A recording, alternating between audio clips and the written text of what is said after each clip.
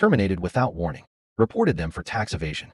I was working at 1099, position that was bringing in around an extra $3,000 a month. I was able to do this job alongside my full-time job with no issues. I turned in my work on time, I attended all meetings, and even had gotten a great report from one of my clients. My job must have suspected I was doing more than one position, however.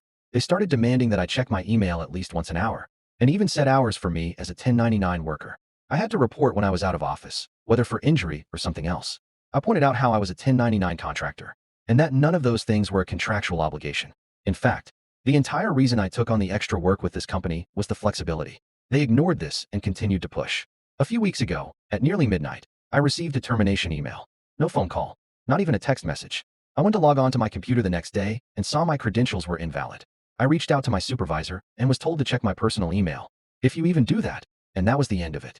I stewed in it a few days before I finally did something. I reported them for mislabeling my position as 1099 when in fact, I should have been a W-2 employee. The IRS has a ton of information on what constitutes 1099 work and what doesn't, and I met none of the criteria for 1099 work. They were doing this to avoid paying taxes on their employees and to avoid having to offer insurance. So, I reported them. I would wager that this is still ongoing for them, as it's only been a few weeks. I'm not excited about potentially putting people out of work, but I'm tired of being fucked over by employers. Edit. I submitted a form to my state Department of Labor, and we'll be calling them tomorrow.